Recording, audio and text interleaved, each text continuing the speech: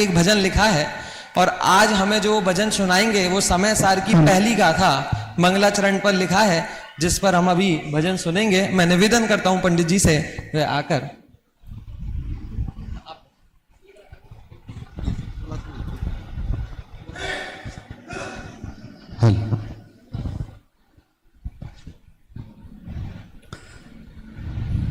बोले पंच परमेष्ठी भगवंतों की जय, बोले 24 तीर्थंकर भगवंतों की जय, बोले अनंतानंद सिद्ध परमेष्ठी भगवंतों की जय। समय सार जी महान ग्रंथ, उसकी प्रथम गाथा, पहली गाथा के ऊपर ये आधारित ये भजन है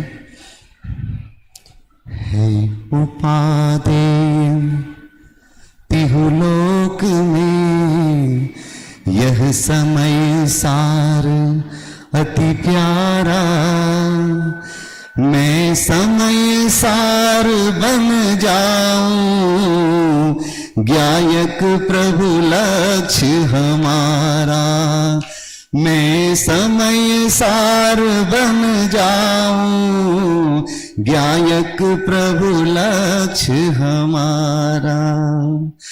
ध्रुव अचल सु अनुपम गतिपति, वंदन है सब सिद्धों को, श्रुत केवली द्वारा सुकथित, वंदन ग्रंथादिराज को। ये सिद्ध दशा है सुखमय, ये पावन है निर्मल है, मैं समय सार बन जाऊं, गायक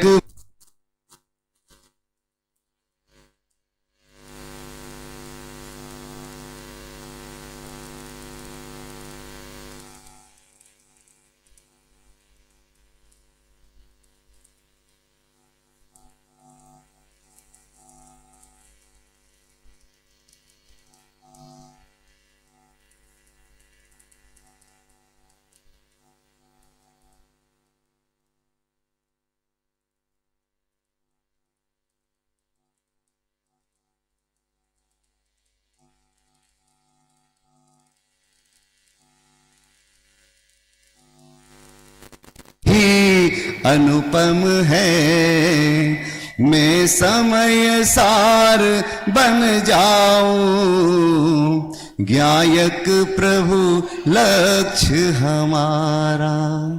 मैं समय सार बन जाऊं, गायक प्रभु लक्ष्य हमारा। त्रय वर्ग भिन्न अद्भुत है, अपवर्ग इसे कहते हैं, सब कर्मों से विरहित है, पंचम गति विमल अमल है, सिद्धत्व साध्य है मेरा, अशरीरी प्रभु आदर्श है। मैं समय सार बन जाऊं, गायक प्रभु लक्ष्य हमारा।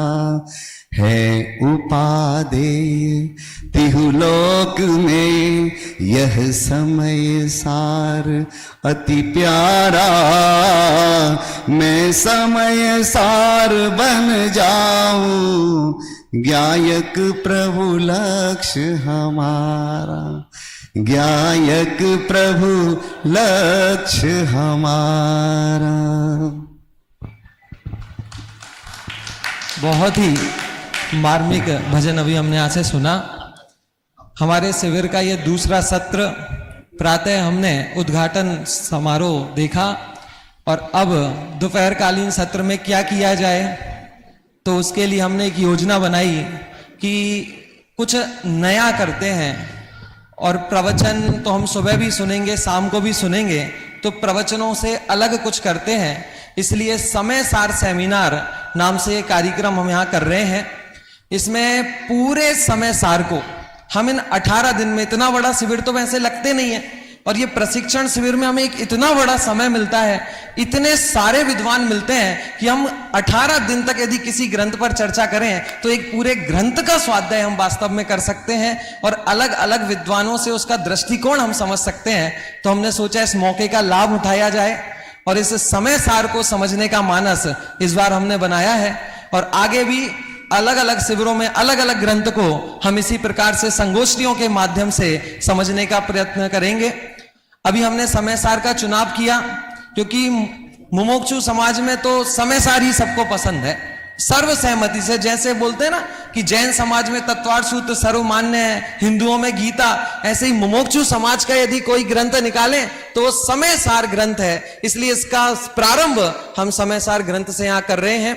प्रतिदिन आपको इसी समय पर संगोष्ठियों का लाभ मिलेगा जिसमें हमारे विद्वानों द्वारा समय सार के विविध विषयों पर प्रस्तुत वक्तव्य दिया जाएगा, जिसे हम समझकर पूरे समय सार को समझ सकते हैं।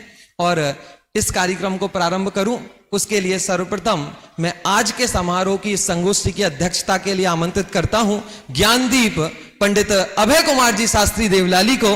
वे आए और अध्यक्ष पद पर सुशोभित हो। पंडित अभय जी शास्त्री देवलाली। आगामी क्रम में आज के मुख्य अतिथि के रूप में मैं आमंत्रित करता हूं श्री नवल कुमार जी सांकला किशनगढ़ को। वे आए और मंच पर उपस्थित हो। श्री नवल किशोर जी कुमार जी किशनगढ़। मैं जिनेंद्र जी से निवेदन करूंगा कि वे उनको मंच पर लेकर आए। इस संगोष्ठी में 4 वक्ताओं के माध्यम से हमें विषय सुनने मिलेगा। मैं सर्वप्रथम हमारे प्रथम वक्ता के रूप में आमंत्रित करता हूं पंडित राजेंद्र जी शास्त्री खड़ेरी को। वे आए और मंच पर अपना स्थान ग्रहण करें। द्वितीय वक्ता के रूप में मैं आमंत्रित करता हूं पंडित जिन कुमार जी शास्त्री जयपुर को। वे आए और मंच पर अपना स्थान ग्रहण करें। तृतीय वक्ता के रूप में पंडित संयम जी शास्त्री नागपुर से मैं निवेदन करता हूं वे मंच पर अपना स्थान करें। और संगोष्ठी के अंतिम वक्ता डॉक्टर दीपक जी शास्त्री वैद्य जयपुर से मैं निवेदन करता हूं वे मंच पर अपना स्थान करें।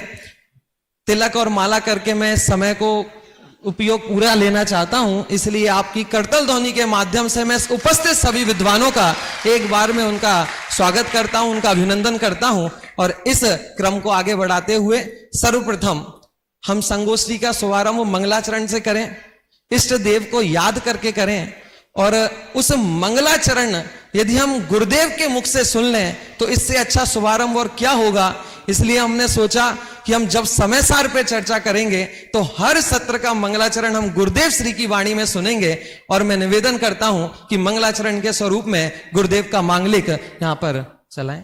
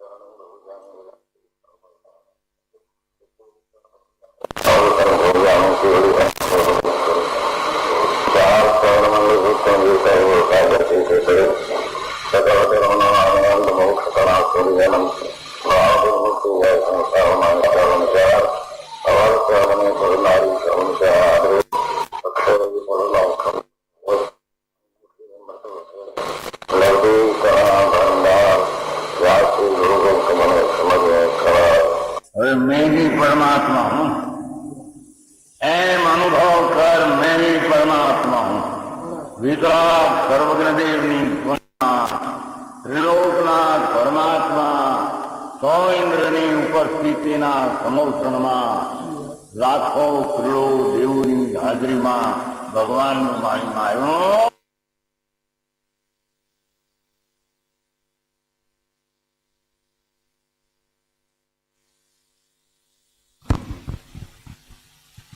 समय सार एक ऐसा ग्रंथ जिसे आचार्य अमृतचंद अद्वितीय चक्षु कहते हैं।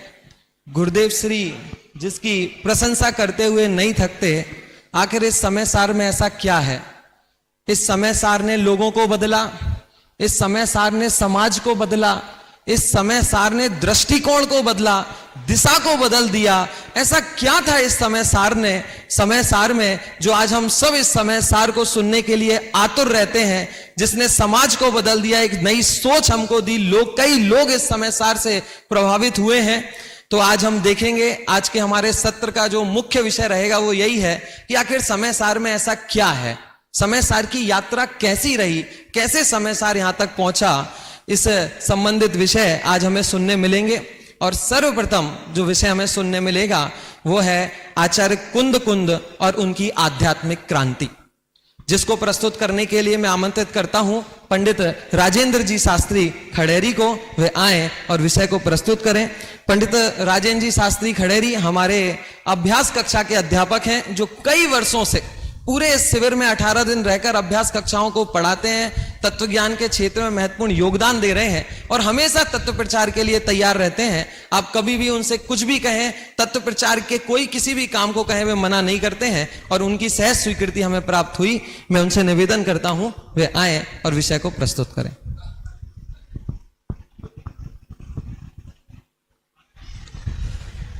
इंद सद वंदयाणम तिहुबड़ हृद मधुर विशद वक्काणम अंतातीद गुणाणम रणमोजिणाणम जिद भवाणम। सम्माननीय मंच एवं समस्त साधर्मी जन जो हमारे सामने विराजमान है, उनके लिए शुद्धात्म वंदन। आज का जो विषय मुझे दिया गया है, कलिकाल सर्वज्ञ आचार्य कुंद देव एवं उनकी आध्यात्मिक क्रांति। भगवान महावीर के निर्माण के पश्चात 683 वर्ष तक जो परंपरा चली वो अंग परंपरा थी। जब अंग परंपरा का विच्छेद हुआ तो जो क्षीण अंग के ज्ञानी थे, ऐसे मांगनंदी मुनिराज, उनके पश्चात 2 धाराएं चली। 2 धाराओं में एक धारा जो सिद्धांत ग्रंथों की थी और द्वितीय धारा जो आध्यात्मिक क्रांति लाई थी। जो सिद्धांत ग्रंथ लिखे उनमें आचार्य दर्शन प्रमुख थे और जो आध्यात्मिक क्रांति लाए उनमें आचार्य कुंद देव प्रमुख थे। चूंकि मेरे पास 2 विषय हैं, आचार्य कुंद देव और साथ में उनकी आध्यात्मिक क्रांति कैसे आई। मैं आचार्य कुंद देव की क्या विशेषताएं हैं उनके लिए थोड़ा सा दृष्टिपात करता हूं। आचार्य कुंद देव इतने सर्वमान्य आचार्य हैं कि जब हम कोई भी मंगलाचरण करते हैं तो उसमें भगवान महावीर, गौतम गणधर और उसके पश्चात आचार्य कुंद देव को याद करते हैं। कोई भी शास्त्र का हम मंगलाचरण करते हैं, अस्मूल ग्रंथ करतारा श्री सर्वज्ञ देवा, तदुत्तर ग्रंथ करतारा श्री गणधर देवा, प्रतिगणधर देवा, तेसाम वचनानुसार माशाद कुंद आचार्य परंपराया खालिस्तान शास्त्र विरचितम। और जब भी याद करते हैं तो आचार्य कुंद देव की आमना को याद करते हैं। आचार्य कुंद देव चूंकि किसी परिचय के मोहताज नहीं थे, वो खुद अपने आप में ऐसे व्यक्तित्व थे कि उनकी आभा चारों ओर फैल जाती थी। जैसे कुंद पुष्प होता है उसकी भांति उनकी आभा सर्वत्र फैल रही थी। आचार्य कुंद देव का कोई विशेष परिचय हमें शास्त्रों में नहीं मिलता है, परंतु जो भी परिचय है उसमें आचार्य कुंद देव को उनके कौंड कुंदपुर नाम एक गांव था, ग्राम था, उस ग्राम के नाम से ही उनको कुंद आचार्य की प्रसिद्धि प्राप्त हुई। आचार्य कुंद देव के संदर्भ में 5 नाम बहु प्रचलित हैं। उनमें उनका जो जन्म का नाम था वो पद्मनंदी था। ऐलाचार्य, गृद्धपृच्छ, कुंदाचार्य, बक्रगीवाचार्य, इस प्रकार से उनके 5 नाम बहु प्रचलित हैं। आचार्य कुंद देव ऐसा कहा जाता है कि विदेश क्षेत्र जाकर के देवनंदी महाराज जो दर्शन सार के रचयिता हैं, उन्होंने ऐसा लिखा कि यदि आचार्य कुंद देव श्रीमंदर भगवान की वाणी नहीं सुनते तो हम इन जो श्रमण जन हैं उनको कैसे तत्व की उपलब्धि होती। आचार्य कुंद देव स्वयं में ही एक समर्थ आचार्य रहे। उनकी इतनी अधिक प्रामाणिकता थी। अब प्रामाणिकता का मूल कारण यह था कि जब भी वो कोई बात करते हैं तो उनकी बात के पीछे वो अपने आप को ना रख करके स्वयं ये कहते हैं कि ये केवली और श्रुतकेवलियों की वाणी है, इसमें मैंने कुछ नहीं किया। आप कोई भी मंगलाचरण उठा के देखेंगे, समय सार का मंगलाचरण हम देखते हैं तो उसमें वो लिखते हैं कि बंदित्तु सब सिद्धे ध्रुव चल मनोभवम बदम कत्ते भुच्छामी समय पाहड़ मिणिमो शुद्ध केवली भणिदम। जब भी आप देखोगे नियम सार में भी वो कहते हैं कि ये केवली और शुद्ध केवली की बात है। यदि आप पंच परमागम उठा करके देखोगे तो कम से कम 100 बार ये उन्होंने बात लिखी है कि ये मेरी बात नहीं है, ये बात केवली और शुद्ध केवली के द्वारा कही गई है। एक पक्ष होता है आचार्यों का एक व्यक्तित्व और एक पक्ष होता है कृतित्व कहें या कर्तृत्व कहें। तो उनकी जो कृतियां हैं उन कृतियों में 5 परमागम बहुत प्रसिद्ध हैं। वैसे तो ये कहा जाता है कि 24 प्रावृत उन्होंने लिखे। 24 प्रावृत में जो हमारे पास उपलब्ध प्रावृत हैं उन उपलब्ध प्रावृतों में 13 उपलब्ध प्रावृत हैं, जिनमें से अपन ऐसा कहते हैं 4 परमागम और अष्टपाहुड़ के 8 प्रावृत, इस प्रकार से 12 और एक द्वादश अनुप्रेक्षा वारसाणु वेक्षा नाम का एक शास्त्र भी उन्होंने लिखा। ये 13 तो उपलब्ध हैं। कई लोग ऐसा कहते हैं रैणसार और मूलाचार भी उनकी कृति है। तो जो हमारे पास उपलब्ध साहित्य है उनमें वास्तव में जो ये पंच परमागम है, ये पंच परमागम इस प्रकार का साहित्य है कि यदि आप इसमें देखोगे, थोड़ा सा में प्रसंग प्राप्त है, आगे अपनी 17 दिन समय सार पर चर्चा चलनी है, लेकिन मैं उन पंच परमागम की थोड़ी सी विषय वस्तु यहाँ 2-5 मिनट में प्रस्तुत करना चाहता हूं। फिर उसके बाद आपको समय सार पर बहुत सुंदर चर्चा मिलेगी। आप जब पंच परमागमों को देखते हो तो इसमें परमागम शब्द क्यों लिखा? वास्तव में इन 5 परमागमों में वो उत्कृष्ट जो शुद्धात्म तत्व है उसकी ही चर्चा है, अन्यत्र और कोई वार्ता नहीं है। वो तो प्रसंगपात जो भी बातें हैं उनमें मात्र एक लक्ष्य है आचार्य कुंद देव का कि वो शुद्धात्म तत्व क्या है। अध्यात्म की परिभाषा ही है कि आत्मा को जानना, पहचानना, उसमें रमण करना, उसका नाम अध्यात्म है। इसलिए वो पहली शताब्दी से ही एक ऐसी अलख जगी जिसमें एक आध्यात्मिक क्रांति की उत्पत्ति हुई। ये 5 परमाणुओं का मैं थोड़ा सा सामान्य परिचय आपको देना चाहता हूं। जब आप समय सार को देखते हो तो समय सार में 10 अधिकार हैं। उन 10 अधिकारों में आचार्य कुंददेव 415 गाथाओं के माध्यम से उसको पूरा डिवाइड करते हैं। पहला पूर्वरंग अधिकार, जीवाजीव अधिकार, फिर उसके बाद कर्ता कर्म अधिकार, पुण्य पाप अधिकार, आश्रव अधिकार, संबर अधिकार, निर्जरा अधिकार, बंध अधिकार, मोक्ष अधिकार और सर्वशुद्ध ज्ञान अधिकार। इस प्रकार से 415 गाथाओं में निबद्ध एक अद्भुत समय सार है। जब आप प्रवचन सार की ओर जाते हो तो प्रवचन सार को आप देखोगे तो यहां इन्होंने शुद्धात्म तत्व के माध्यम से उस तत्व को बतलाया। और जब आप प्रवचन सार को देखते हो तो प्रवचन सार में उन्होंने उस वस्तु तत्व को दिखलाया जिसको उन्होंने 3 अधिकारों में विभक्त किया। उसमें भी 3 अधिकारों में 275 गाथाएं उन्होंने निबद्ध की। पहला अधिकार जो है वो ज्ञान तत्व प्रज्ञापन अधिकार, जिसमें उन्होंने 92 गाथाएं लिखी। दूसरा अधिकार ज्ञेय तत्व प्रज्ञापन अधिकार, उसमें उन्होंने 108 गाथाएं लिखी। और उसके बाद चरणानुयोग सूचक शूलिका, जिसमें उन्होंने 75 गाथाएं लिखी। इसमें भी उन्होंने अंतराधिकार किए, एक में 4, फिर 3 और फिर उसके बाद 4। इस प्रकार आप देखोगे तो प्रवचन सार में उस वस्तु तत्व को उन्होंने प्रतिपादित किया है। आप इसके बाद जब पंचास्तिकाय को देखते हो तो पंचास्तिकाय में आचार्य कुंददेव 173 गाथाएं लिखते हैं। और 173 गाथाएं लिखते हैं तो उन्हें 173 गाथाओं को भी उन्होंने 3 अधिकारों में विभक्त किया। पहला एक अधिकार है जिसमें उन्होंने प्रथम श्रुत स्कंद, जिसमें सट द्रव्य और पंचास्तिकाय के माध्यम से 104 गाथाएं निबद्ध की। उसके बाद आप जब देखोगे तो दूसरा अधिकार जिसमें उन्होंने जीवादि 7 तत्व और पुण्य पाप, इस प्रकार 9 पदार्थों की चर्चा 49 गाथाओं में की। और फिर शेष 20 गाथाओं में मोक्ष मार्ग का क्या स्वरूप होता है उसको उन्होंने प्रदर्शित किया। तो 173 गाथाओं में उन्होंने वस्तु का स्वरूप, आचार्य जयसेन स्वामी ऐसा लिखते हैं, यदि किसी को विस्तार रुचि में शुद्धात्मा जाननी है तो उसको समय सार पढ़ना चाहिए। यदि किसी को मध्यम रुचि में शुद्धात्मा का वस्तु स्वरूप का ज्ञान करना है तो उसको प्रवचन सार पढ़ना चाहिए। और यदि किसी को संक्षेप रुचि में देखना है शुद्धात्म तत्व तो उसको पंचास्तिकाय पढ़ना चाहिए। नियम सार को भी उन्होंने 12 अधिकारों में बांटा।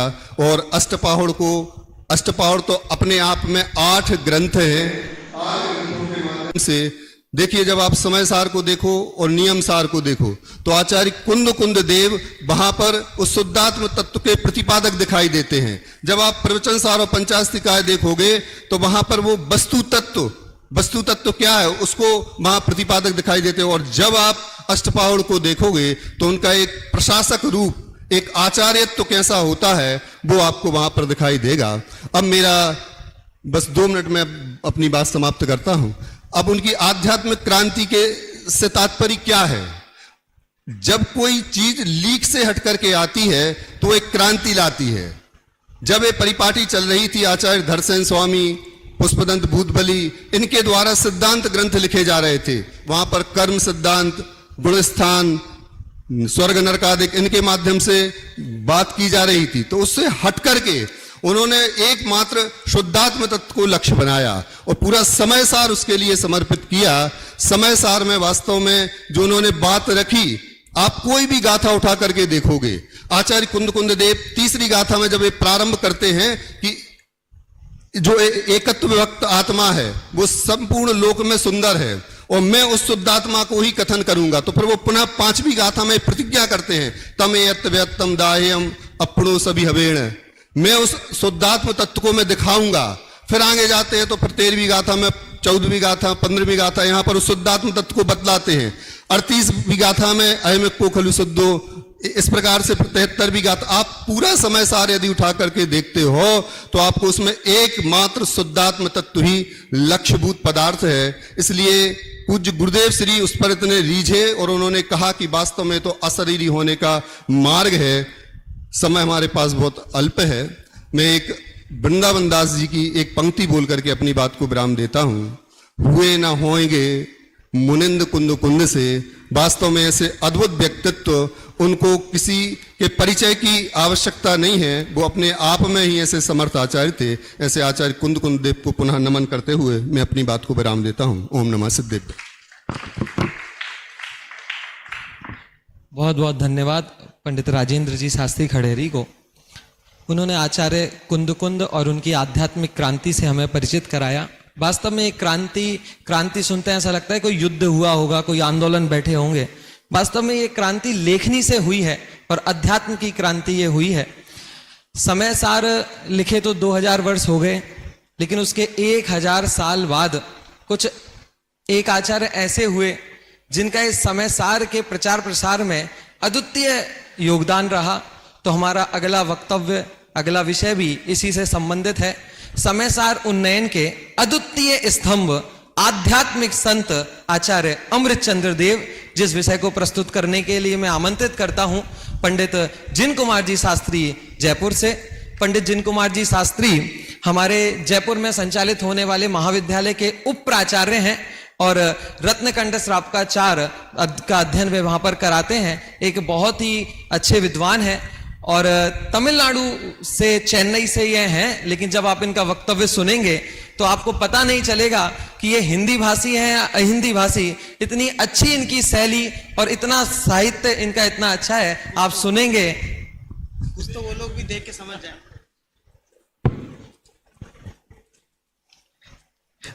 बाकी परिचय तो जब आप वक्तव्य सुनेंगे तो आपको पता लग जाए। नम समय साराय स्वानुभूत्या चकासते चित्स्वभावाय भावाय सर्वभावांतर छेदे। सभा के अध्यक्ष, समय सार विशेषज्ञ आदरणीय अभय जी भाई साहब, विद्वद्गण, उपस्थित सभी साधर्मी, मेरा विषय है समय सार के उन्नयन में योगदान देने वाले आचार्य अमृत चंद्र। समय सार और आचार्य अमृत चंद्र दोनों को किसी भी प्रकार से अलग नहीं किया जा सकता है। समय सार में आत्मख्याति है और आत्मख्याति में समय सार है। और जब इस तरह का बंधन हो तो वो समय सार के उन्नयन में किस प्रकार का योगदान आत्मख्याति से मिला होगा, इसकी कल्पना हम कर सकते हैं। समय सार अगर मंदिर है तो आत्मख्याति कलश है। और समय सार, जैसे हम कहते हैं किसी से कोई अंगूठी ला के दिखाएं और ये बोले इसमें से सोना अलग कर दो और अंगूठी दे दो वापस, तो अगर उसमें से सोना अलग कर दें तो बचेगा क्या? कुछ नहीं बचेगा। ऐसे ही कोई बोलें कि समय सार से आत्मख्याति अलग कर दो फिर आप हमें समय सार दे दो, तो सचमुच कुछ मिलने वाला नहीं है। ऐसा दोनों का सुमेल है। और मैं आदरणीय अभय जी भाई साहब की भाषा में बोलूं, जैसे सुबह उन्होंने बताया कि दो शहर जो उन्होंने बताए वस्त्रापुर और नवरंगपुरा में किस नए से भेद करें, वैसे आत्मख्याति और समयसार में किस नए से भेद करें, दोनों एक जैसे ही हैं। जिस प्रकार तत्वा सूत्र पर सर्वा सिद्धि नामक टीका लिख करके ऐसा जो प्रभाव पूज्यपा स्वामी ने दिया है, सभी टीकाकारों पर उनका प्रभाव दिखाई देता है, वैसे ही प्रभाव आत्मख्याति लिख करके अमरचंद्र आचार्य ने परवर्ती आचार्यों पर छोड़ा है। उसके बाद जितनी भी रचनाएं हुई, उन सब रचनाओं में कहीं ना कहीं आत्मख्याति की छाया दिखाई देती है। यही सबसे बड़ा योगदान है। कहते हैं कि शिष्य वही सच्चा है जो गुरु से भी आगे निकल जाए, अथवा यूं कहें कि गुरु ने जो लक्ष्य दिया उससे भी अच्छा कार्य करके दिखाए, उसे सच्चा शिष्य कहते हैं। ऐसे कई उदाहरण हमारे सामने हैं, पर अमरचंद्र आचार्य सबसे उत्तम उदाहरण है कि टोडरमल जी ने रहस्यपूर्ण चिट्ठी में मुल्तान वालों को जब ये कहा कि अध्यात्म पढ़ना, तो अध्यात्म पढ़ने का आधार उन्होंने कहा आत्मख्याति से पढ़ना। दादा जब अपने प्रवचन में कहते थे, ऐसा कहते थे, ये नहीं लिखा कि समय सार से पढ़ना, ये लिखा कि आत्मख्याति से पढ़ना। वो जो मूल वहां बात लिखी है, वर्तमान काल में अध्यात्म तत्व को आत्मख्याति में है, माने समय सार और आत्मख्याति में उन्हें कोई अंतर दिखाई नहीं दिया। समय सार वो आत्मख्याति को एक जैसे ही समझते थे, अज्ञान के कारण नहीं, वो विषय वस्तु के कारण, प्रतिपादन के कारण। इसलिए उन्होंने ऐसा लिखा है कि अध्यात्म सीखना है तो आत्मख्याति पढ़ो। तो इस तरह जो भावना कुंद कुंद आचार्य के हृदय में थी कि मैं एकत्व विभक्त भगवान आत्मा को दिखाऊंगा, उस भावना को अमरचंद्र आचार्य ने इस तरह से फलीभूत किया, इस तरह से सफल किया कि लोग समय सार को भी कदाचित भूलकर आत्मख्याति को याद रखने लगे, अध्यात्म के लिए आत्मख्याति का प्रमाण देने लगे। तो इससे समझ में आ सकता है कि समय सार के उन्नयन में आचार्य अमरचंद्र ने क्या योगदान दिया है। और 1000 वर्ष बाद, 1000 वर्ष पहले समय सार की रचना हुई, उसके बाद तक कोई रचना नहीं हुई, तब अमरचंद्र आचार्य ने आत्मख्याति की रचना उन्होंने की। बीच में हो सकता कोई रचना हुई हो, हमें उपलब्ध नहीं हुई हो, चर्चा तो अवश्य हुआ करती थी, पर 1000 वर्ष के बाद भी जो टीका उन्होंने लिखी है, उसके बाद का जो 1000 वर्ष है वो खाली नहीं रहा। लिखने के 1000 वर्ष तक जो समय है वहां ऐसी कोई रचना नहीं मिलती, पर जैसे उन्होंने आत्मख्याति लिख दिया, उसके बाद का जो 1000 वर्ष आप इसमें देखेंगे, कितनी सारी रचनाएं हमारे सामने निकलकर सामने आई हैं। इससे समझ में आता है कि आत्मख्याति लिख करके कितना बड़ा उन्नयन उन्होंने समय सार पर किया है। अब यदि ऐसा कोई कहें कि ये तो कुंद कुंद आचार्य का उन्नयन किया है कि समय सार का उन्नयन किया है, क्योंकि टीकाएं तो उन्होंने उन्हीं के ग्रंथों की लिखी है, पर वास्तव में देखा जाए तो उन्होंने स्वतंत्र ग्रंथ भी लिखे हैं। स्वतंत्र ग्रंथ में भी उन्होंने जैसे पुरुषार्थ सिद्धि उपाय है, लघु तत्व स्फोट है, इनमें भी वर्णन किया है, परंतु समय सार के प्रति उनका विशेष समर्पण था और समय सार के उन्नयन की भावना बहुत प्रबल थी। इसलिए उनके मुख से निकला कि इदमेकम जगत चक्षुरक्षयम, कि ये जो समय सार है ये जगत का अद्वितीय अक्षय चक्षु है। और इससे बढ़कर के भी ये कह दिया कि न खलु समय साराद उत्तरम किंचित अस्ति, समय सार से बढ़कर के इस जगत में और कुछ भी नहीं। ऐसे वाक्य अमरचंद्र आचार्य की कलम से निकले हैं। इसका मतलब समय सार के प्रति उनका समर्पण कितना था और उसके उन्नयन की भावना उनके हृदय में कितनी तीव्र थी कि यहां तक कह दिया कि आई खत्म अपि मृत्वा, कि मर करके भी इसको समझो, समय सार को समझो, भगवान आत्मा उसकी जो विषय वस्तु उसके समझो। कि यहां तक कह दिया मर करके भी तो हम समझ सकते हैं कि उसके उन्नयन की भावना, समर्पण कितने उनके हृदय में था। और ये भी कहा कि जगत से उदासीन होकर के, किसी तरह कोई विकल्प नहीं करके केवल समय सार की चर्चा करो। ऐसी भावनाएं, इस प्रकार के वाक्य बतलाते हैं कि समय सार के प्रति उनका समर्पण कितना था और समय सार के उन्नयन की भावना कितनी प्रबल थी उनके हृदय में। और आप देखेंगे उनकी कृतियों में उन्होंने जो टीकाएं लिखी हैं, वो टीकाएं गद्य में लिखी हैं। अमृतचंद्र आचार्य ने जो टीकाएं लिखी हैं वो गद्य शैली में लिखी हैं। एक आध कलश लिखा है, पर जो स्वतंत्र ग्रंथ उन्होंने लिखे हैं, मौलिक ग्रंथ, वो सब पद्य में लिखा है। लेकिन समय सार की टीका और गद्य और पद्य दोनों में लिखा है। माने उनकी जो कला जितनी थी उन सब का प्रयोग उन्होंने इसमें किया है, क्योंकि समय सार उनके लिए विशिष्ट था और समय सार के उन्हें इनकी तीव्र भावना उनके मन में थी, इसलिए गद्य पद्य शैली में इसको उन्होंने प्रस्तुत किया, नाटक के रूप में प्रस्तुत किया, कि ताकि लोगों तक ये जल्दी पहुंच सकें और लोग इसे आराम से समझ सकें, इसके प्रति आकर्षण बढ़े। इस वजह से उनकी जो शक्ति थी पूरी तरह से उन सबको उन्होंने लगाया। इन सब बातों से समझ में आता है। और यहाँ तक कहें कि जो अधिकार हैं, जो मूल गाथाएं हैं, उनकी टीका लिखी, उसके संदर्भ में कलश लिखा, उसके अलावा भी उन्हें उपयुक्त लगा तो उपाय अधिकार लिख दिया, शादवाद अधिकार लिख दिया। तो इन सब बातों से ख्याल में आता है कि वो समय सार के प्रति कितने समर्पित थे। तो अब उसके अलावा जो उन्होंने टीका लिखी है और जो कलश लिखे हैं वो स्वयं अपने आप में ग्रंथ हो गए हैं। उसका पद्यानुवाद भी आदरणीय भाई साहब ने लिखा है, वो स्वयं अपने आप में ग्रंथ बन गए हैं। तो इससे समझ में आता है कि समय सार के प्रति कितनी तीव्र भावना उनके हृदय में थी। इस वजह से ही उन्होंने समय सार पर बहुत सुंदर टीका आत्मख्याति के रूप में लिखी और नाम भी बड़ा सुंदर उन्होंने दिया, आत्मख्याति।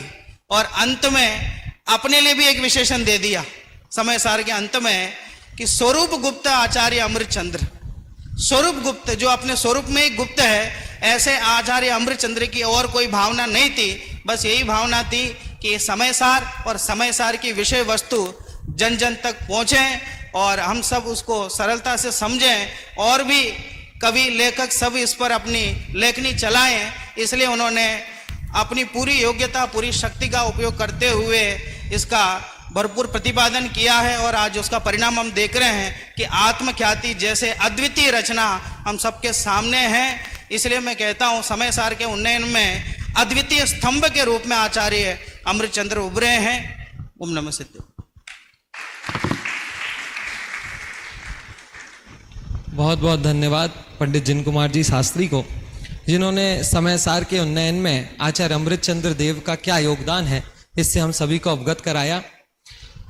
अगले वक्ता के रूप में अगले विषय के प्रतिपादन के लिए मैं आमंत्रित करूंगा। उनका विषय है समय सार के अद्वितीय प्रभावक आध्यात्मिक संत कांजी स्वामी गुरुदेव श्री कांजी स्वामी।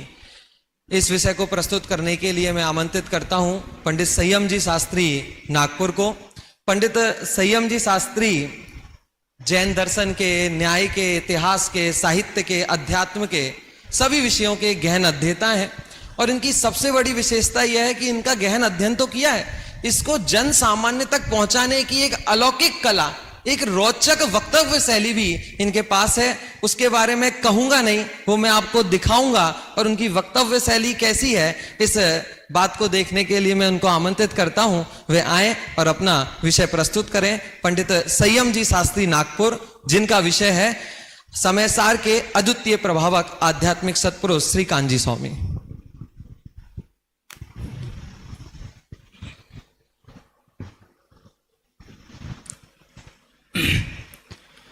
ओम नमः सिद्धेभ्यः अरहद्भ्यः आचार्योपाध्याय साधुभ्यः। आदरणीय अध्यक्ष महोदय, विशिष्ट अतिथि महोदय, वक्तागण एवं सभी श्रोताओं को मेरा सादर वंदन। आहा समझाणु काई, ऐसे व्यक्तित्व से हम मिलने जा रहे हैं जिसके जीवन में सरलता का आगाज पाया जाता था। साधारणतया दर्शन विषयों पर मैं बोलता आया हूँ, बोल रहा हूँ, शायद बोलता भी रहूँगा, लेकिन आज आपने मुझे पकड़ लिया, मुझे एक व्यक्ति का परिचय देने खड़ा किया है। दर्शन व्यक्ति नहीं शक्ति है और उस शक्ति को जो प्राप्त कर लेता है वो है व्यक्ति। ऐसे व्यक्तित्व से आज मिलने के लिए मुझे जिम्मेदारी दी गई है। विषय का नाम है समय सार के अद्वितीय प्रभावक आध्यात्मिक सत्पुरुष कांजी स्वामी। इस विषय में मैं एक शब्द जोड़ना चाहता हूं, अद्वितीय समय सार के अद्वितीय प्रभावक। देखिए, दो कारण हैं समय सार को अद्वितीय कहने के। ये विषय क्यों नहीं रखा गया है, मेरे को इस पर बाद में लड़ाई करनी पड़ेगी। समय सार क्यों अद्वितीय है, इसके दो कारण हैं। पहला कारण तो यह है कि समय सार कोई आगम का ग्रंथ नहीं है, समय सार कोई न्याय का ग्रंथ भी नहीं है, समय सार कोई प्रथमानुयोग, चरणानुयोग, करणानुयोग का ग्रंथ नहीं है। ये एक अध्यात्म का ग्रंथ है। इसका मतलब समझते हैं आप? इसका मतलब यह है कि इसको किसी संप्रदाय से कोई लेना देना नहीं है। किस व्यक्ति ने कब कहा क्या किसी से कुछ कहा, इससे उसको कोई लेना देना नहीं है। जीवो चरित दंसण नाण ठिदो तम ही ससमयम जाना। जीवो, उसको और किसी से मतलब नहीं है, जीव से मतलब है। अशुद्ध जीव से भी मतलब हो सकता है। जो शुभ अशुभ भाव में लगता है वो आत्मा कर्ता बनता है, जो शुभ अशुभ भाव में नहीं लगता वो कर्ता नहीं बनता है। जीव को भी बताना है, अरसम अरूपम अगंधम अवक्तम, शुद्धात्मा को भी बताना है। तो ये वास्तव में समय सार की जगह इसका सही नाम समय पाहुड़ ही है। अष्ट पाहुड़ जब पाहुड़ है तो इसका नाम भी समय पाहुड़ है। समय सार अकेले को नहीं बताया इस ग्रंथ में, स्वसमय को बताया, पर समय को बताया, ज्ञानी को बताया, अज्ञानी को बताया। नहीं तो इसमें और सांख्यों के दर्शन में अंतर ही क्या रहता। तो वो समझना उस दृष्टि से आवश्यक है। चलिए, दूसरा स्तर समय सार अद्वितीय क्यों है, उसका कारण यह है, भारतीय परंपरा में सबसे प्राचीन ग्रंथ वेद माने जाते हैं। वेदों को मार्गदर्शन दिया था सांख्यों ने। उन्होंने कहा कि वेद अशुद्ध हैं, वेदों में कही गई बातें, कौन कह रहा है ये? सांख्य कह रहे हैं। वेद अशुद्ध हैं, इनमें कही गई बातें नाशशील हैं, और ये जितनी बातें कह रहे हैं मात्र क्रियाकांड है। कौन कह रहा है ये? सांख्य। सांख्यों को मार्गदर्शन दिया है आचार्य कुंद कुंद ने समय सार में। आचार्य कुंद कुंद ने किसी दर्शन का नाम किसी और साहित्य में नहीं लिखा। आपको नियम सार में किसी दर्शन का नाम नहीं मिलेगा, आपको प्रवचन सार में नहीं मिलेगा, जबकि वो तो प्रमाण पूर्वक लिखा गया ग्रंथ है। समय सार में आपको सांख्यों का नाम मिल रहा है। और सांख्यों को पता है वो क्या कहते हैं? वो सांख्यों से ये कह रहे हैं, ओ नपुंसकों, आत्मा को नपुंसक मानने वालों, तुम्हें ये समझ आता है कि आत्मा सिर्फ भोक्ता नहीं है, आत्मा कर्ता भी है। जिस भाव का वो धारी होता है उस भाव को वो करता है। जम भावम कुणदी तस् सो कत्ता होदी। तुम यदि अशुद्ध भावों के करता हो तो तुम ही अशुद्ध हो। कोई हवा से अशुद्धता टपकती नहीं है। तुम यदि शुद्ध भावों के करता हो तो तुम शुद्ध हो। शुद्धता भी कोई जादू से आने वाली चीज नहीं है, वो तुम्हारे अंदर रहने वाला ही तुम्हारा स्वभाव है। इसलिए समय सार एक अलग लेवल पे अद्वितीय ग्रंथ है। समय सार का मार्गदर्शन किसी ने नहीं किया आज तक। इसके बाद आप किसी भी न्याय का ग्रंथ खोल लीजिए, किसी भी दर्शन का ग्रंथ खोल लीजिए, किसी ने समय सार को पट्टी पढ़ाने की कोशिश नहीं की, किसी ने समय सार का खंडन भी नहीं लिखा, कभी नहीं। इस दृष्टि से मैं कहता हूं समय सार अद्वितीय है। तो इसका प्रभावक कैसा होना चाहिए? इसका प्रभावक भी हमें अद्वितीय चाहिए। देखो, बहुत बड़ी बात नहीं है। यहां जितने भी लोग इस समय सार के संवाद में आ रहे हैं, समय सार के मूल्यांकन में नहीं, समय सार के स्पष्टीकरण में नहीं, विचार विश्लेषण में नहीं, कहां पर? समय सार के संवाद में आने वाले हैं, वो सब गुरुदेव को पढ़ के ही आएंगे। ऐसा एक वक्ता आपको इस मंच से नहीं मिलेगा जो समय सार को गुरुदेव से पढ़कर ना आया हो, सुनकर ना आया हो। इससे बड़ी क्या प्रभावकता की मिसाल हो सकती है? गुरुदेव से बड़ा कौन? आज इस मंच से सुबह से लेकर के अभी तक हमने जितने बार भी सुना है, हर व्यक्ति गुरुदेव को याद करके गया है। इससे बड़ा और प्रभावक कौन होता है? अच्छा, अब प्रभावक के और बहुत सारे उदाहरण आपको प्रतिदिन मिल जाएंगे। जब आपको कर्ता कर्म अधिकार पर सुनेंगे, आप जीवाजीव अधिकार पर सुनेंगे, तो समय समय पर आपको गुरुदेव के वाक्य विद्वान बताएंगे। मैं अपनी वो जिम्मेदारी पूरी नहीं कर रहा। मुझे एक जिम्मेदारी पूरी करनी है। वो जिम्मेदारी ये है कि कुंदाचार्य जब अध्यात्म की बात कर रहे हैं तो मैं एक जैन धर्म का प्रभावक होने के नाम पर किसकी बात करूं? एक विचार कीजिए, ठीक है। 2 वाक्य मैं देता हूं आपको। एक वाक्य है, मैं संसारी हूं किंतु स्वभाव से शुद्ध हूं। दूसरा वाक्य, मैं स्वभाव से शुद्ध हूं किंतु संसारी हूं। अब इसमें से कौन सा वाक्य आपको शक्ति देने वाला है और कौन सा वाक्य आपकी शक्ति को खत्म करने वाला है? जब जब हमारे दिमाग में यह बात चलती है, भैया हां अध्यात्म तो है लेकिन हम तो अभी संसारी हैं, रागी हैं, खाने पीने वाले हैं, खेलने कूदने वाले हैं, तो आचार्य देव ये वाक्य नहीं बना रहे हैं। ये लिखा है, सुध परिचिदाणु भूदा सवस्वी काम भोग बंद कहा। हम तो बहुत बार समोसरण में भी घूम के आए हैं, हम तो बहुत बार और महान महान साधुओं की संगति कर आए हैं। पहली बार थोड़ी हम जैन धर्म पढ़ रहे हैं। तो बात कहां आकर के टिक जाती है? बात यहां आकर के टिक जाती है, तब भी नींव में कहीं ना कहीं श्रुत, परिचित और अनुभूतता रही होगी। किसकी रही होगी? पर द्रव्य की रही होगी। यह बात 100% सच है। डायबिटीज एक 5 साल और 6 साल के बच्चे की बीमारी हो तो मैं समझ सकता हूं कि हां ये बहुत बड़ा रोग है, क्योंकि एक छोटे से बच्चे को डायबिटीज हो नहीं सकती जब तक शरीर में बहुत बड़ा। 40 साल की उम्र के बाद के आदमी को डायबिटीज हो रहा है, इसमें कौन से आश्चर्य की बात है? खाया है जो दिन भर तो उसी को पचा रहा है शरीर, अब क्या बड़ी बात हुई?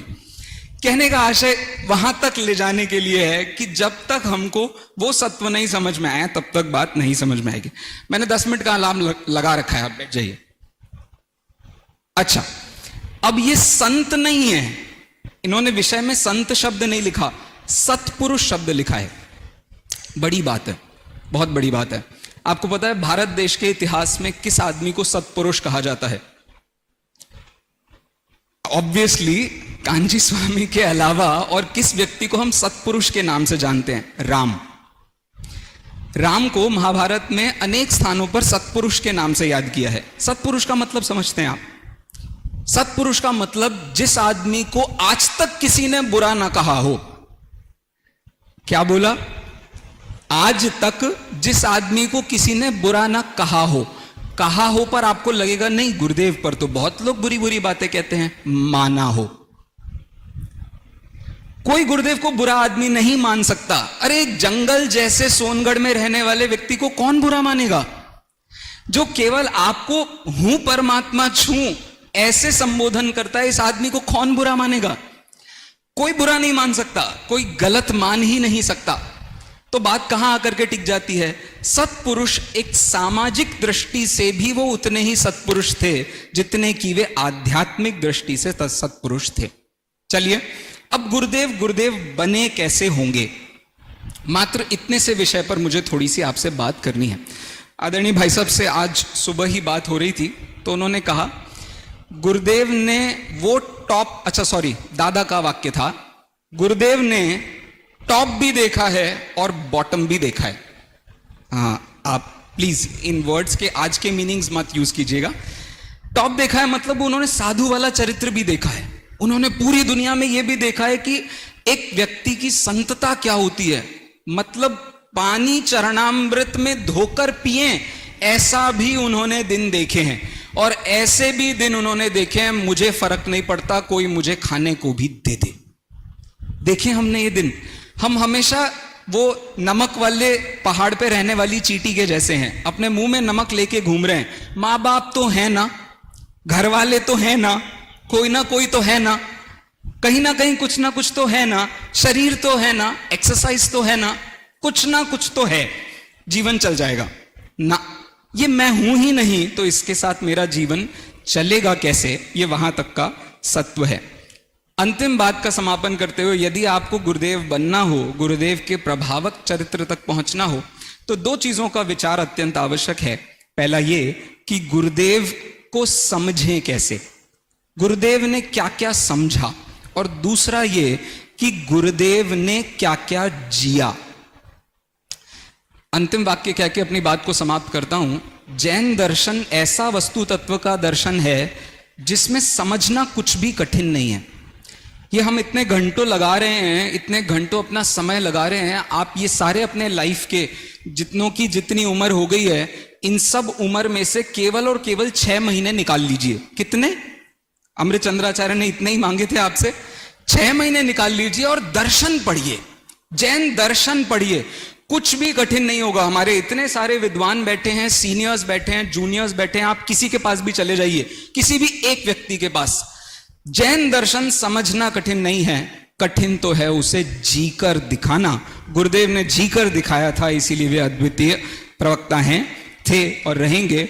हूं गुरुदेव छू एम नक्की कर, हूं गुरुदेव छू एम निर्णय कर, हूं गुरुदेव छू एम अनुभव कर, मुक्ति थाय।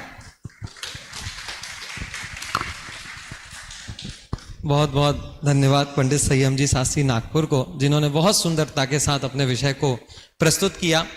इस संगोष्ठी के अंतिम वक्ता के रूप में मैं आमंत्रित करूंगा डॉक्टर दीपक जी शास्त्री वैद्य जयपुर को, जिनका विषय है समय सार व उसकी टीकाओं के मंगलाचरण, एक आध्यात्मिक विश्लेषण।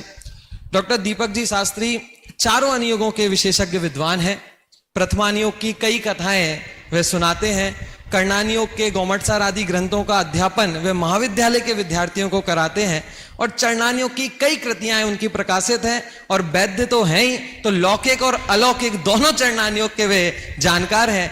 और रही बात द्रव्यानुयोग की, तो द्रव्यानुयोग उनकी रग रग में बसता है। उनकी शैली ही एकदम आध्यात्मिक है।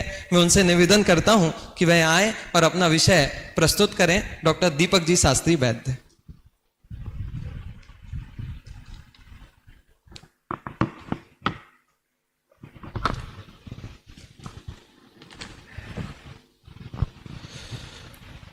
ओम नमः सिद्धेभ्य।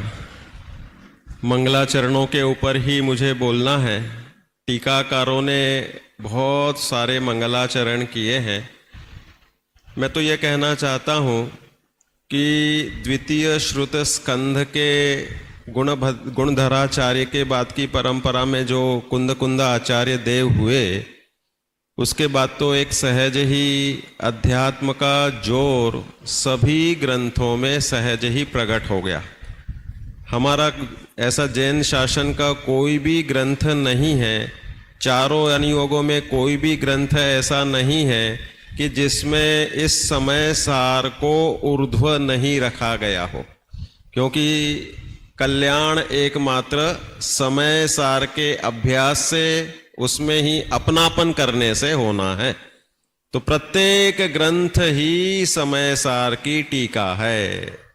देखो, फिर भी क्रम से हम बताते हैं। विशेष रूप से समय के परिप्रेक्ष्य में हम काल को गौण कर रहे हैं इसमें। तो टीकाकारों के 15 टीकाकार मुझे स्पष्ट रूप से मिले हैं। और भी आपकी जानकारी में है तो आप खोज के और मुझे जरूर बताना। आचार्य अमृतचंद्र देव की टीका सबसे प्रसिद्ध हुई है, जो 1000 वर्ष बाद हुई। ईस्वी सन पूर्व 8 में समय सार की रचना हुई। विक्रम संवत 49 में कुंद आचार्य देव विदेश क्षेत्र गए थे, ऐसे उल्लेख मिल जाते हैं। और वहां से आकर इन 84 पाहुड़ ग्रंथों की रचना की थी।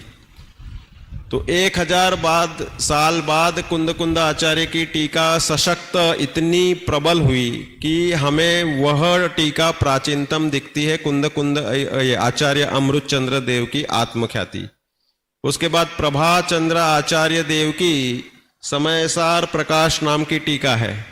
उसके बाद में जयसेन आचार्य की टीका, फिर अध्यात्मी बालचंद्र मुनि, फिर बाद में थोड़ा पंडितों का काल शुरू होता है और पांडे राजमल जी, पंडित बनारसी दास जी, जयचंद जी छाबड़ा, और अभी के काल में शीतल प्रसाद जी, छुल्लक गणेश प्रसाद वर्णी, मनोहर वर्णी, फिर इधर ज्ञान सागर जी, वीर सागर जी, और अपने सतपुरुष गुरुदेव श्री कांजी स्वामी, पंडित हिम्मतलाल जी, जेठालाल जी शाह, और अभी अंतिम टीका कहो डॉक्टर हुकुमचंद जी भारिल्ल साहब की। तो इस तरह से ये कुछ प्रमुख टीकाएं मैंने बताई।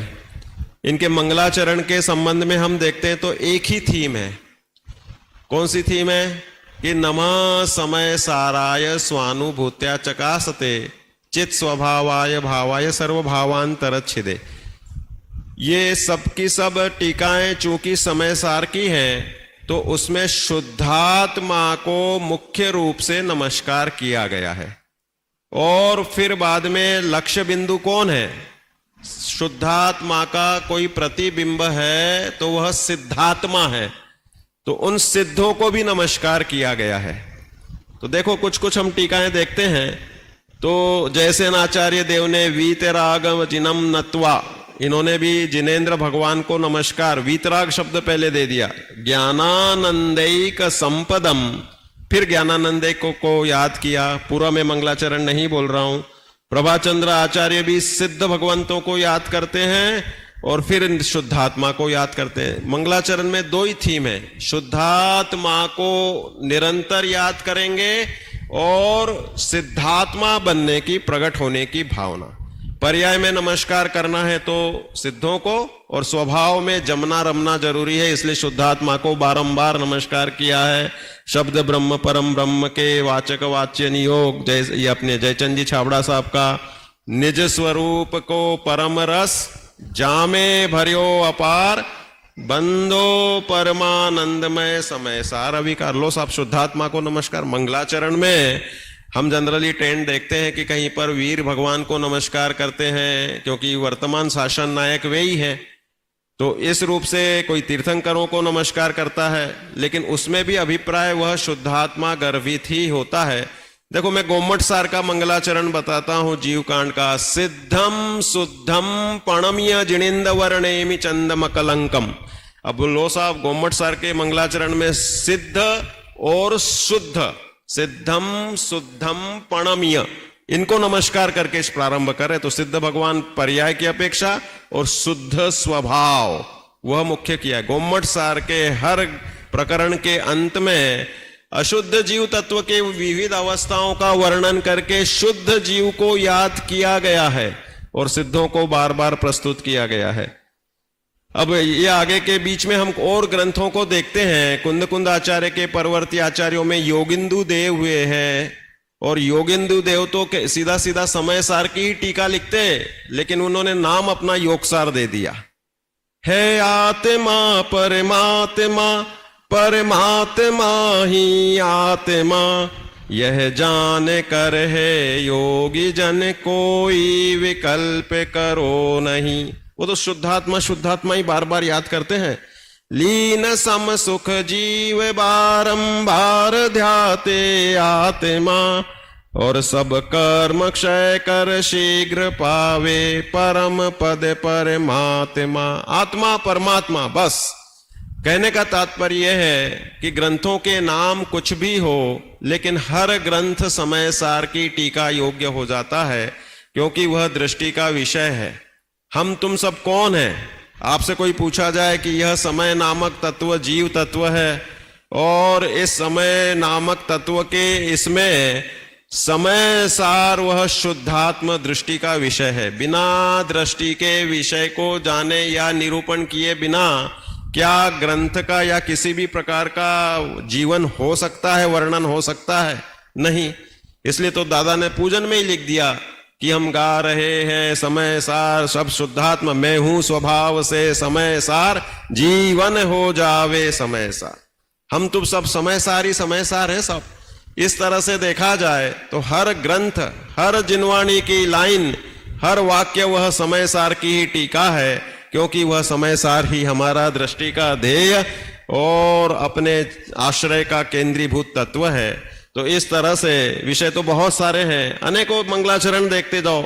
नानू समय सार, अभी का वर्तमान ले लो साहब नाम, लेकिन 6 डाला है उसका, तो आप कहोगे वो समय सार की टीका है या नहीं है?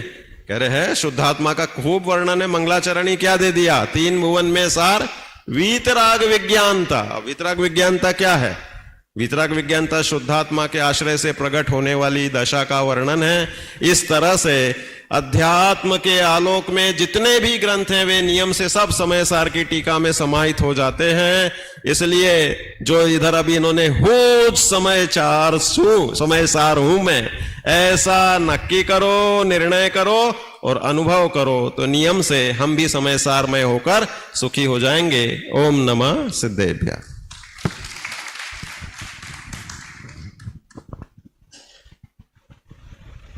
बहुत बहुत धन्यवाद हमारी सभा संगोष्ठी के चारों ही वक्ताओं को जिन्होंने अपना विषय यहाँ पर प्रस्तुत किया। और अब मैं आज की सभा के अध्यक्ष ज्ञानदीप पंडित अभय कुमार जी शास्त्री देवलाली से निवेदन करता हूँ वे आएँ और अध्यक्षीय उद्बोधन हमें प्रदान करें। अभय जी के बारे में क्या कहूँ, उनका तो संपूर्ण जीवन ही अध्यात्म से ओतप्रोत रहा है। बस एक बात कहूँगा कि हमारे जो पूर्व के विद्वान थे वे धीरे धीरे हमारे बीच से जा रहे हैं और अब अभय जी हमारे लिए एक धरोहर के रूप में बन गए हैं। उनका ज्ञान, उनकी साधना, उनकी तपस्या हमारे लिए एक अनमोल धरोहर है और आज उनका अध्यक्ष के रूप में हमें समय प्राप्त हुआ। मैं उनसे निवेदन करता हूं अध्यक्षीय उद्बोधन के लिए। बैठ के थोड़ा रिलैक्स होके बोलना इजी होता है, खड़े में तो भाषण होता है। मैं कोशिश करूंगा युगल जी की 1 मिनट की आवाज आप तक पहुंचे।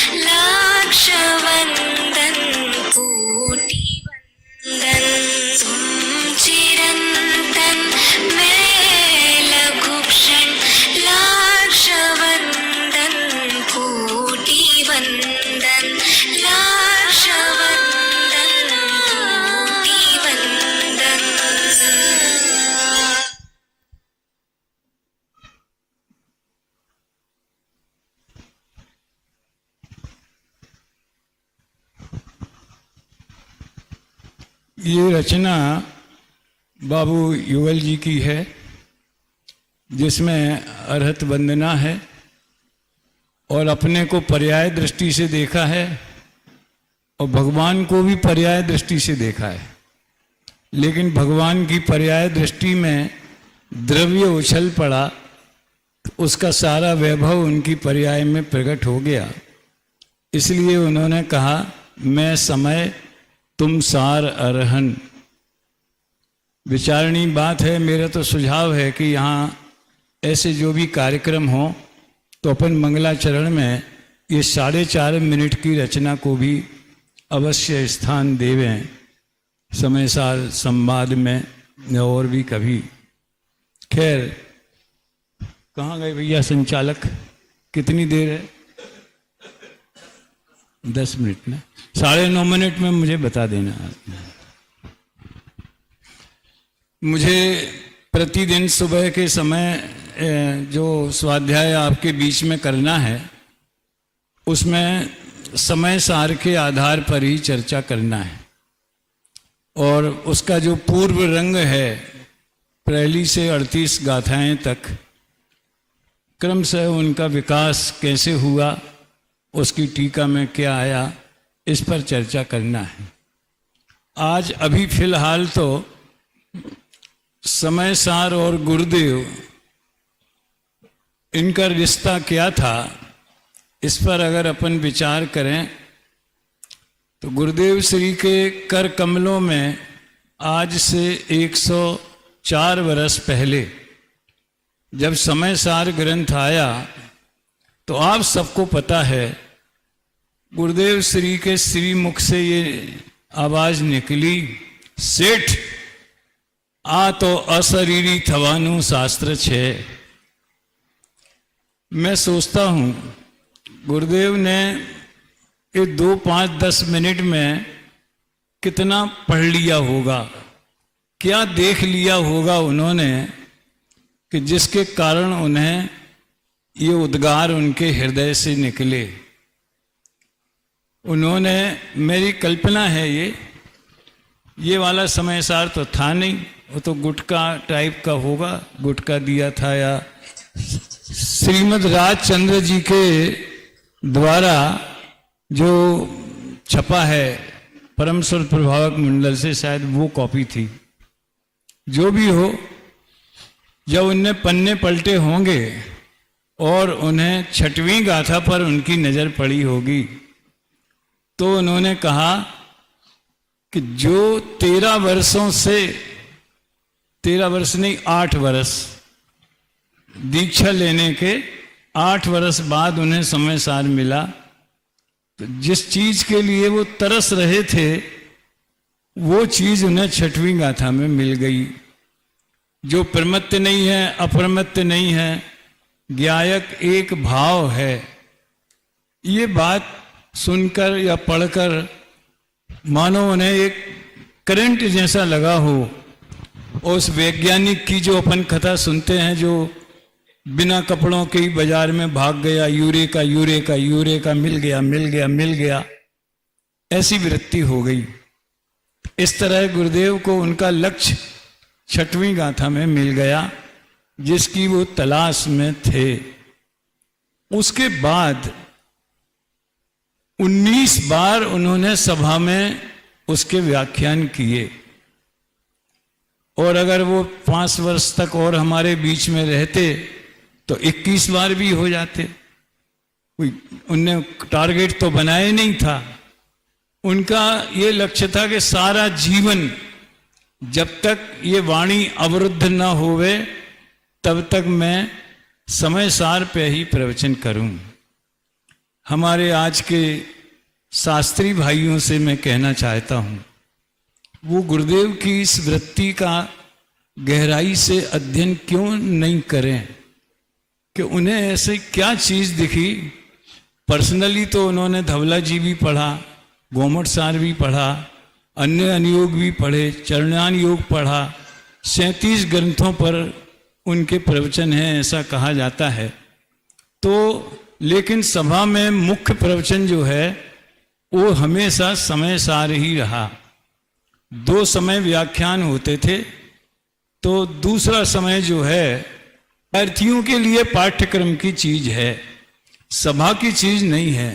इसी तरह परीक्षा मुख है, न्याय ग्रंथ हैं, करणान योग हैं। गुरुदेव को इन सबका सामान्य ज्ञान था। कभी कभी तो वो बोलते थे लॉजिक से बात करते हैं, लॉजिक से बात करते हैं, लेकिन उन्होंने प्रवचन में मुख्य समय सार को ही बनाया। आखिर समय सार में क्या जादू है जिसके कारण गुरुदेव और समय सार उसी तरह पर्यायवाची हो गए जिस तरह अमृत चंद्र और समय सार हो गए, आत्मख्याति और समय सार हो गए। क्या जादू है। समय सार एक प्रतिज्ञा करके उसकी पूर्ति के लिए लिखा गया महाशास्त्र है। उन्होंने प्रतिज्ञा की, सारी दुनिया को देखा, जाना कि एकत्व विभक्त आत्मा का परिचय इस जगत को नहीं हुआ है, इसलिए ये दुनिया दुखी है। तो मैं अपने संपूर्ण वैभव से पूरा जितना मेरा विशुद्धि है, क्षयोपशम ज्ञान है, वो सब समर्पित करते हुए मैं एकत्व भक्त आत्मा की बात कहूंगा।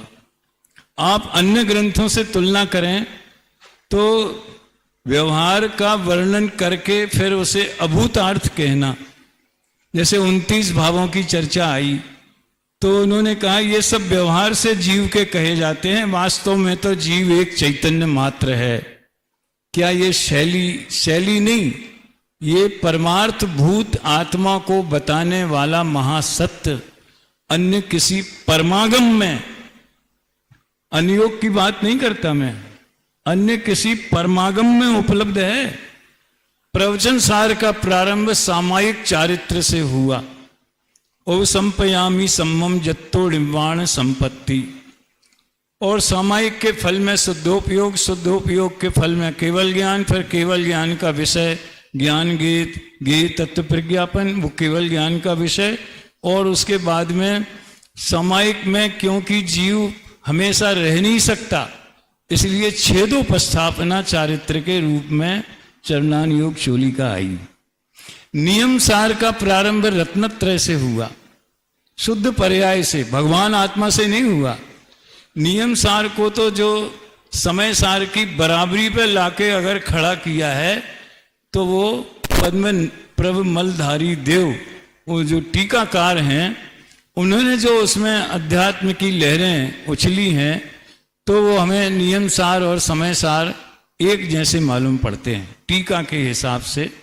लेकिन ग्रंथ मूल जो है कि जो करने योग्य नियम से है वो सारभूत है, वो सम्यक दर्शन ज्ञान चारित्र है। तो वो उनकी पर्सनल डायरी थी।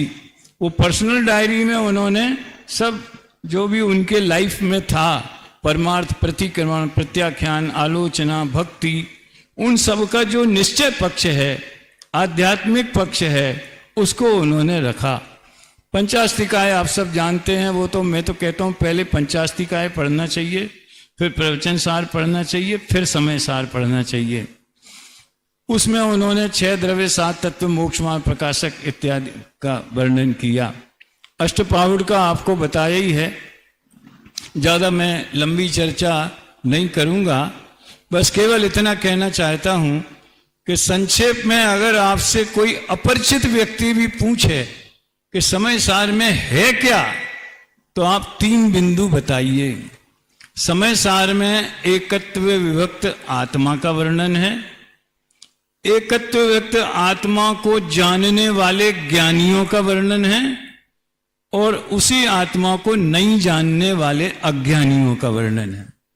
यानी अज्ञान का स्वरूप भी बताया, मिथ्यात्व का स्वरूप, सब जीव अधिकार में, बंध अधिकार में, निर्जरा अधिकार में, सब में उसी आत्मा को जानने वाले ज्ञानियों का वर्णन किया। और दोनों का आधारभूत जो है, कोई ज्ञानी क्यों और अज्ञानी क्यों। एकत्व वक्त आत्मा को जानता है इसलिए ज्ञानी, नहीं जानता है वो अज्ञानी। ये समय सार की विषय वस्तु का सार तत्व है। एक चर्चा आती है कि 1000 वर्षों तक कोई टीका नहीं हुई। 5-6 दिन पहले वीर सागर जी का मेरे पास फोन आया था कि हम लोगों में ऐसी चर्चा चल रही है कि किसी ने नहीं लिखी। लोग तो ऐसी भाषा बोलते हैं कि 1000 वर्ष तक तो किसी ने पूछा भी नहीं समय सार को, वो तो अमृतचंद्र आचार्य ने टीका लिखी। मैंने कहा बहुत ही दरिद्र सोच है ये। असल तो ये है कितना हमारा वांग्मय अग्नि की भेंट चढ़ गया। मुगल काल में और अन्य काल में जो आक्रांताओं ने कितना साहित्य नष्ट कर दिया, क्या उनमें ऐसी टीकाएं नहीं हो सकती थी? एक पॉइंट। दूसरा, आज भी जितनी पांडुलिपियां उपलब्ध हैं, क्या सारी की सारी हमने देख ली? सैकड़ों पांडुलिपियां ऐसी हैं जिसमें हो सकता है कोई आचार्य अमृतचंद्र जैसी टीका भी होवे, तो वो शोध खोज का विषय होना चाहिए। तीसरा पॉइंट ये, साहित्य जो है किसी व्यक्ति के नाम से नहीं, अपनी ताकत से जीवित रहता है। तो हो सकता है छोटी बड़ी सामान्य टीकाएं लिखी होंगी, लेकिन आत्मख्याति जब सामने आई, आज हम पूजाओं के मामले में ये देख रहे कि नहीं देख रहे? पहले कौन सी चलती थी, फिर एक युग दूसरी बाबूजी की आया, फिर पंडित साहब की आई, फिर और भी पूजाएं आई, फिर दादा ने लिखी। तो जब एक चीज मार्केट में आएगी तो दूसरी चीज थोड़ी बहुत कमजोर हो ही जाती है। आत्मख्याति के सामने कोई टिक नहीं सकी, इतनी प्रौढ़, इतनी गंभीर कि गुरुदेव ये कहते हैं, भरत क्षेत्र में आवी टीका बीजे क्याई न थी। इस तरह से अनेक बिंदु हैं जिन पर हमें सोचना चाहिए, विचार करना चाहिए। शेष चर्चा हमारे सभी साथियों ने जो जो विषय बिंदु उन्हें दिए थे पूरी तैयारी से और सबसे बड़ी गरिमा के निर्धारित समय में उन्होंने अपनी बात कही। मैं भी शायद निर्धारित समय में ही अपनी बात पूरी करना चाहता।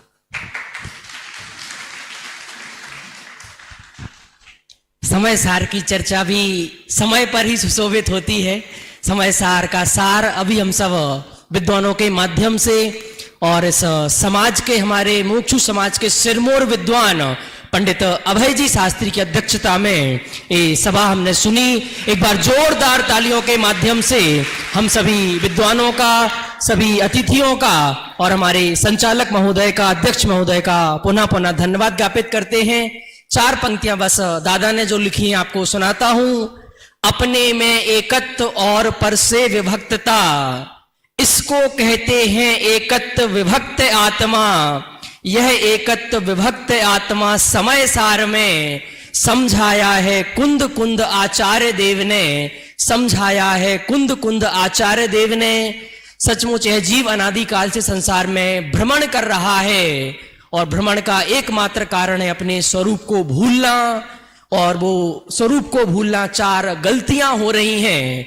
पर में एकत्व बुद्धि, ममत्व बुद्धि, कर्तृत्व बुद्धि, भोक्तृत्व बुद्धि वो हमारी छूटे और हमारी आत्मा में ही एकत्व, ममत्व, कर्तृत्व, भोक्तृत्व स्थापित हो।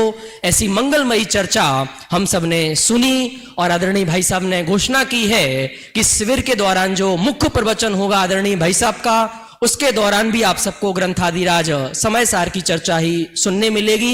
एक बार पुनः पुनः सभी का धन्यवाद। और अब हम चलेंगे आगामी कार्यक्रम की ओर। मैं जिन कुमार जी से निवेदन करता हूं कि वो आगामी कार्यक्रम की घोषणा करें। अभी प्रशिक्षण जो ले रहे हैं प्रशिक्षणार्थी, उनकी एक सामूहिक कक्षा यहाँ से प्रारंभ होगी। 2 मिनट के अंतराल में व्यवस्था पूर्ण होने के बाद तुरंत यहाँ से आज तो एक सामूहिक कक्षा रहेगी जिसमें बाल बोध और प्रवेशिका दोनों प्रशिक्षण लेने वाले विद्यार्थी सभी एक